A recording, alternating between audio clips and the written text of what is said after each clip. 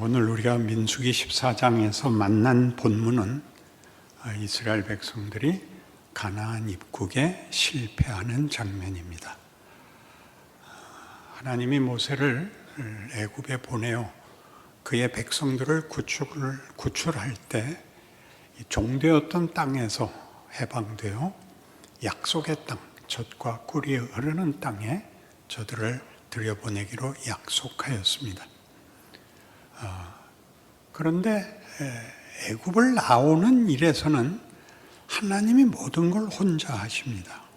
백성들의 불만이 있고 원망이 있어도 하나님이 밀어붙여서 구원이 이루어지는데, 가나안에 들어가는 문제는 그 12정탐꾼 중에 10정탐꾼이 이제 반대를 하고 싸워보나 마나 이건 승산이 없다 하고 원망을 하자 백성 모두가 들고 일어나서 모세를 쳐 죽이려고 하고 이런 억울한 일이 있는가라는 분통을 터뜨리자 하나님이 시내산 금송아지 사건 때처럼 나타나셔서 모세에게 이 백성은 멸하고 너로 새 민족을 만들자.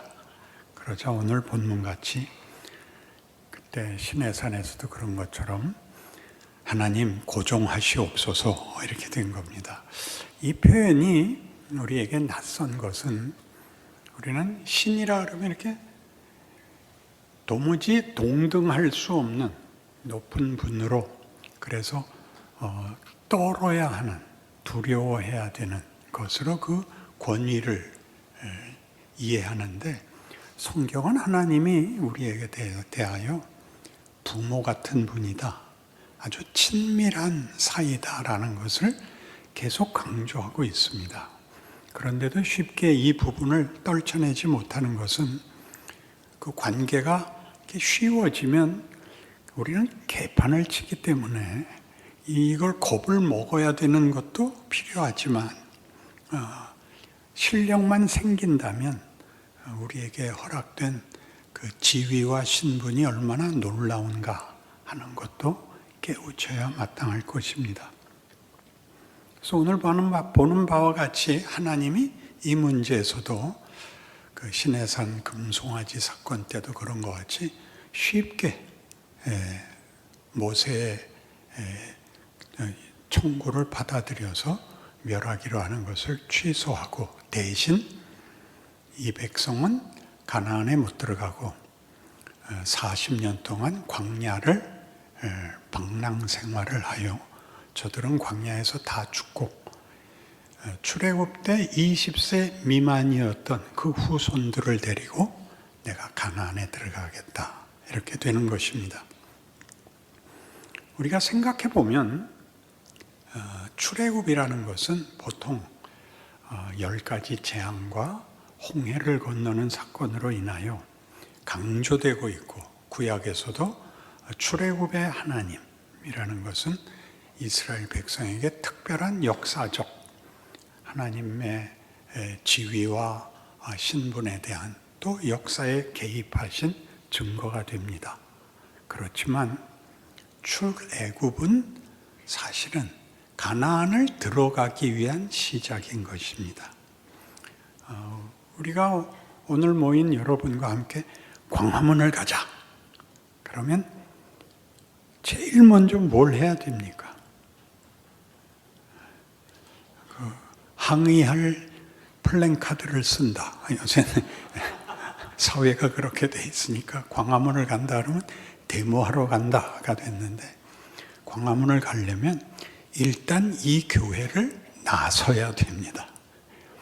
그게 출애굽입니다. 출애굽은 애굽에서 꺼내야 되는 이유가, 가나안에 들여보내려면 애굽에서 나와야 되기 때문에 이제 애굽에서 꺼내는 것이 가장 큰 일, 제일 처음 일어나야 할 일이고, 그리고 이것이 너무 감격적이고 놀라운 일이라서 어디를 가야 하느냐는 보통 잘 기억을 하지 못합니다. 그러니까 구원이라는 것도, 구원이란 죄와 사망에서 꺼내어 천국을 가자는 얘기입니다. 그러니까 천국은 다 사모하는데 문제는 천국에 쉽게 안 들여보내주시고 구원은 얻었으나 고달픈 현실을 살게 하시는 현실에 대한 이해가 구원론에서 강조되어야 할 이 과정이 빠져 있는 것, 이것이 우리를 신앙생활에서 가장 많은 시험과 많은 의심과 체념을 만들어내는 것으로 생각이 됩니다.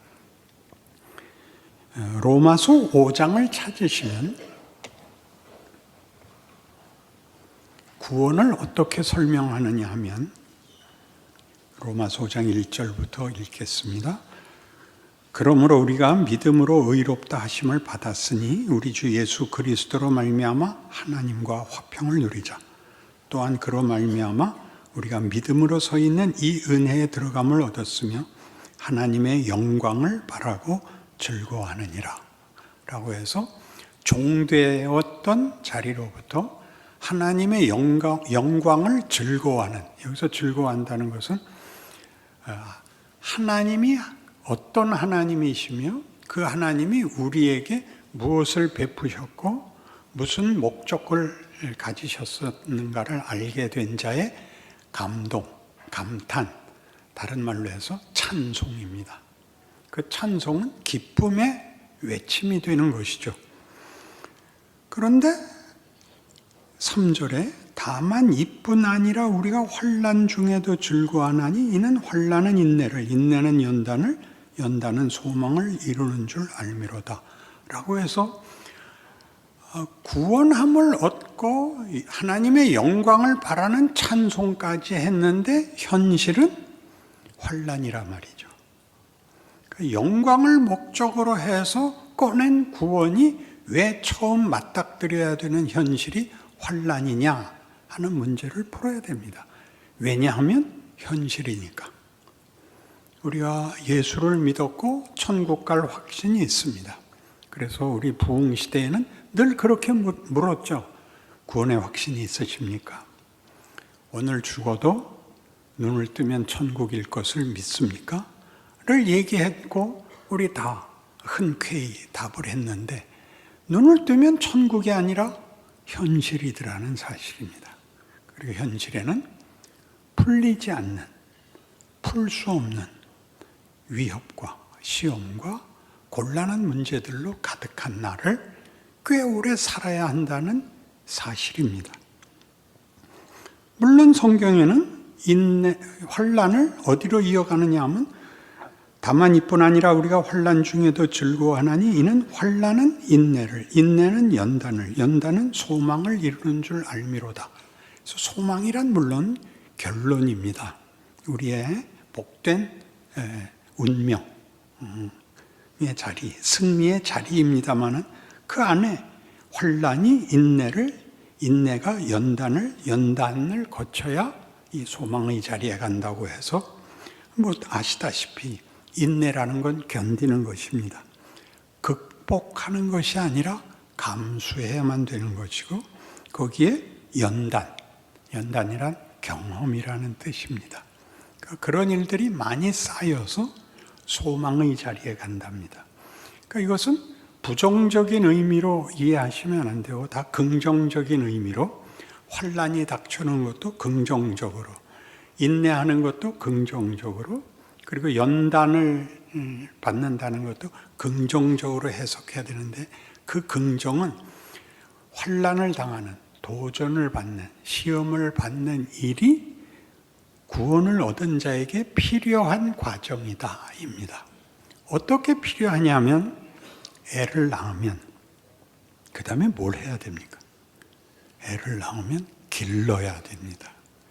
기르면 그 다음에 뭘 해야 됩니까? 기른 다음에 질문이 약간 애매하긴 하지만 공부를 시켜야 됩니다. 집에 데리고 있으면 안 됩니다. 이런 과정들은 한 사람이 존재하고 속박과 어떤 어려움을 해결받는 것에서 더 적극적으로 그가 자라고 그가 크고 그가 성숙하고 그에게 명예와 영광을 목적하고 있다는 내용으로 환난은 인내를, 인내는 연단을, 연단은 소망을 이루는 줄 알미라가 되고, 이 소망이 뒤에 나오죠. 소망이 우리를 부끄럽게 하지 아니하면 우리에게 주신 성령으로 말미암아 하나님의 사랑이 우리 마음에 부은화되었기 때문이다라고 얘기합니다. 여기서 사랑은 권능보다 큰 뜻입니다. 권능이면 상대방의 문제를 해결해 주는 것으로 그 힘을 자랑할 수 있지만, 하나님은 이 소망을 이루기 위하여 자기 아들을 십자가에 못 박습니다. 그러니까 이 소망은 세상에서 하는 어떤 해결, 어떤 권력, 어떤 승리보다 큰 것입니다. 그 받는 대접이 다른 것이죠. 사랑하기 때문에 하나님이 기꺼이 우리를 위하여 자신이 죽을 수 있는 것, 여기에 기독교의 중요한 내용이 들어있는데, 이런 환난과 인내와 연단으로 과정을 거쳐서 소망의 자리에 가는 이 일에 대하여는 설명이 많이 부족한 것으로 여겨집니다. 우리 모두가 현실 속에서 경험하면서도 빨리 죽어서 천국 갈 생각은 해도 이 과정을 제대로 어떻게 충족시켜야 되는가 하는 문제에 대해서는 조금 낯이 선 것 같습니다. 신명기 8장에 가시면 구약 성경 273페이지쯤에 하나님께서 이스라엘 백성이 가나안에 들어가는 걸 거부하자 그 벌로서 광야에서 40년간 방랑 생활하다 죽어라 하는 내용을, 그게 어떤 의미인지 어떤 목적인지를 서술하고 있습니다. 8장 1절부터 제가 읽겠습니다. 내가 오늘 명하는 모든 명령을 너희는 지켜 행하라. 그리하면 너희가 살고 번성하고 여호와께서 너희의 조상들에게 맹세하신 땅에 들어가서 그것을 차지하리라. 네 하나님 여호와께서 이 40년 동안에 네게 광야길을 걷게 하신 것을 기억하라. 이는 너를 낮추시며 너를 시험하사 내 마음이 어떠한지 그 명령을 지키는지 지키지 않는지 알려 하심이라. 너를 낮추시며 너를 줄이게 하시며 또 너도 알지 못하며 네 조상들도 알지 못하던 만나를 네게 먹이신 것은 사람이 떡으로만 사는 것이 아니요 여호와의 입에서 나오는 모든 말씀으로 사는 줄을 네가 알게 하려 하심이니라. 이 40년 동안에 네 의복이 헤어지지 아니하였고 네 발이 부르트지 아니하였느니라. 너는 사람이 그 아들을 징계함 같이 내 하나님 여호와께서 너를 징계하시는 줄 마음에 생각하고 내 하나님 여호와의 명령을 지켜 그의 길을 따라가며 그를 경외할지니라. 이 말씀은 아까 우리가 본문에서 본 민수기 14장에서 확인한 바와 같이 하나님의 약속과 인도하심을 거부하여 말하자면 그 벌로 가나안에 들어가지 못하고 광야길을 40년 동안 죽도록 방랑생활만 하다가 죽어야 할 그 이스라엘 백성들의 역사는 어떤 적극적인 의미를 가진 벌이었을까를 설명하고 있습니다. 이 광야 생활을 통하여 너희에게 확인시킨 것은 너희의 소원, 너희의 목적이 무엇인가를 너희가 확인했을 것이다 입니다. 이스라엘 백성의 소원과 이스라엘 백성의 목적은 한평생 살고 죽을 거 사는 동안 평안하고 형통했으면 좋겠다 이상을 못 넘어온 생애인 것을 그리고 있습니다.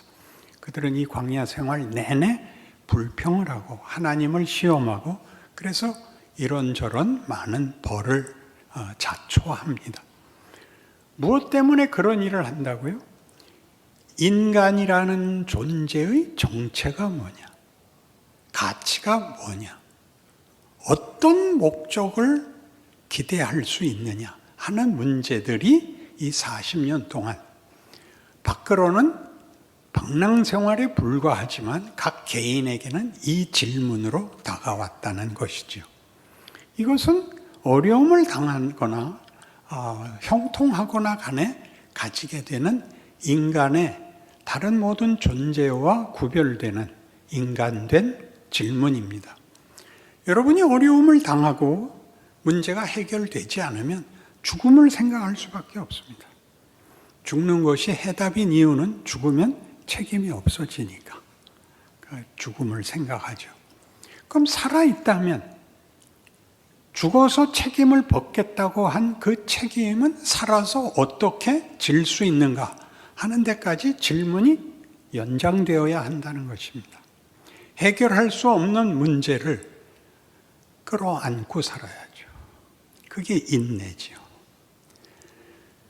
우리가 우리 인생에서 만나는 많은 문제들을 우리가 해결하고 극복하는 것은 몇 개 없고 그것도 쉬운 것만 해결이 되고 진정한 문제는 해결 없이 가야 됩니다.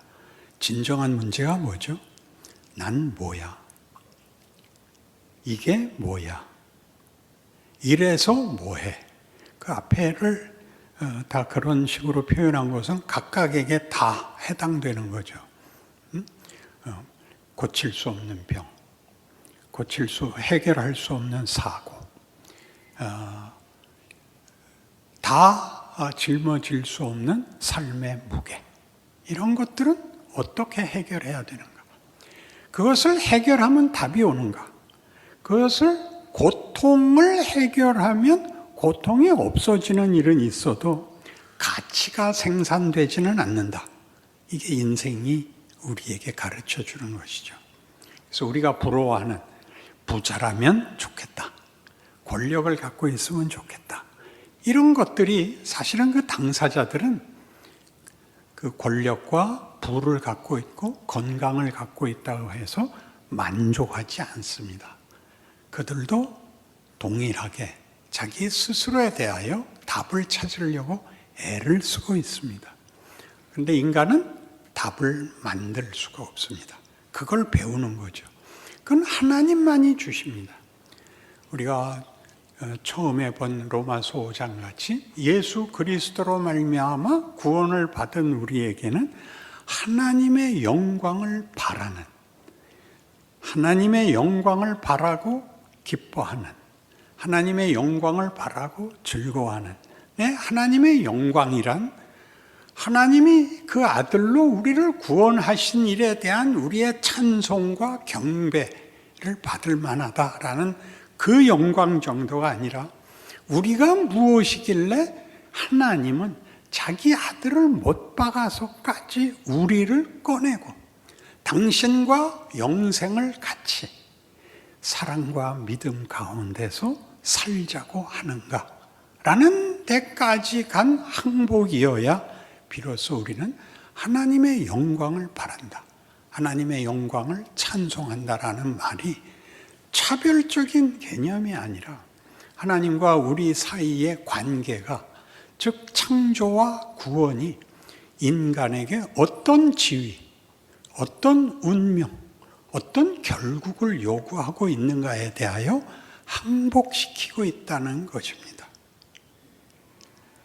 표정이 그 정도 되어갖고는 안 됩니다. 그러니까 우리로서는 사실은 상상이 가지 않습니다. 피조물인 인간이 기껏 스스로가 만드는 신들을 보면 지금 일어나는 이 괴로운 문제를 해결해 달라야지 가치와 의미와 찬송을 할 그 영광의 자리에 가게 해달라는 요구는 자기가 만든 신에게는 할 수가 없습니다. 우리의 기대는 기껏 이 고난과 고통을 면하고 그 다음에 죽으면 책임 안 져도 되는 체념 속에 사는 것이지 소망과 기대 속에서 살아낼 수가 없습니다. 상상할 수 없고 이해할 수 없고 확인할 수 없기 때문이죠. 그러니까 예수를 믿는다는 건 놀라운 것이죠. 하나님이 그 아들을 보내어 우리를 죄와 사망에서 구원하셨다.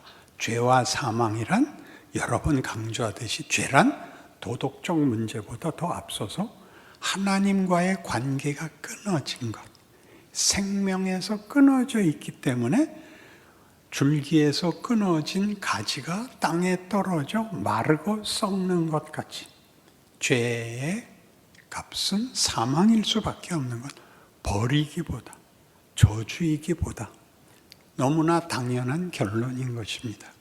그런 가치 없던 것에서 예수로 말미암아 하나님과 우리를 묶고 다시 생명과 영광의 공급을 받는 자 되는 이 지위, 정체, 신분, 운명이 바뀌었다는 사실에 대하여 놀라는 것이죠. 그런데 왜 현실은 그 영광 소망이 기쁨과 감사로 이해할 수 없게 무시무시한 위협과 시험으로 오는가? 그게 우리를 기르는 것이죠.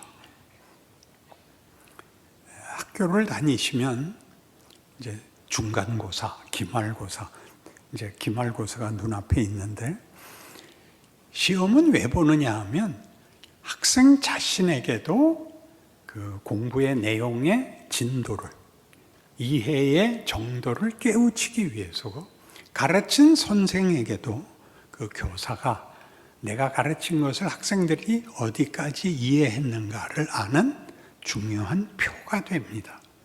그러니까 우리가 인생에서 어려운 일을 당하면 우리가 그 문제를 푸는 것 이상으로 내가 누구냐, 나라는 존재가 어떤 존재냐에 의해서 그 도전을 답하는 방법이 완전히 달라질 수밖에 없습니다. 하나님이 없으면 힘으로 갚아야죠. 상대방보다 큰 힘을 가지거나 너 죽고 나 죽자 밖에 없습니다. 폭력밖에 없습니다. 체념과 폭력밖에 세상에는 없고 우리 신자들에게는 성경이 하나같이 요구하는 것, 너를 저주하는 자를, 너를 핍박하는 자를 저주하지 말고 축복해라입니다. 그들과 보복의 싸움을 계속할 필요 없다. 적당한 선에서 지고 말아라.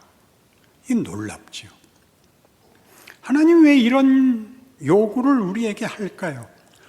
존재가 다르기 때문입니다. 세상 사람들이 싸우고 세상 사람들이 빼앗으려고 하는 것들과 우리가 만들고 싶고 되어야 하는 것은 전혀 다른 것입니다. 세상은 필요를, 의식주의 필요를, 그리고 자존감을 채울 우월감을 갖기에 바쁘지만 우리는 그런 것과는 전혀 다른, 그래서 섬기는 자가 되라. 70번씩 7번이라도 용서해라. 그러니까 보복도 없어지고 우월감도 없어진, 그럼 뭐냐? 하나님이 우리를 만드실 때 만드신 것 같이 하나님의 형상을 입은 자, 예수로 구원을 받는 자, 그 예수를 닮게 우리를 요구하는 기독교의 요구, 인간의 정체성과 신분과 현실을 살아라가 되는 것입니다. 어렵죠. 예수를 믿으면 형통하고 기도하면 해결이 되고 이렇게 왜 안 하느냐고요? 그렇게 되면 생각을 안 합니다. 더 깊은 질문을 안 합니다. 하나님, 이 시험은, 이 도전은, 이 위협은 뭡니까? 이건 제가 어떻게 해결해야 됩니까? 대부분의 경우는 답이 없습니다. 그럼 어떻게 되느냐 하면 완전히 망하죠. 그랬더니 성경이 얘기하기를 히브리서 5장 8절 같이 그가 아들이시라도 받으신 고난으로 순종함을 배워서 온전하게 되셨은즉 우리의 대제사장이 되기에 부족함이 없도다가 됩니다. 여러분이 겪는 어떤 고통, 어떤 절망 같은 것들이 인간은 어때야 하는가에 대해서 문을 열게 합니다. 형통하면 생각을 안 하게 됩니다. 힘 외에는 필요가 없고 이해를 한다든가 공감을 한다든가 그와 내가 묶여 있다는 책임을 지는 일을 할 수가 없습니다. 동료가 될 수가 없습니다.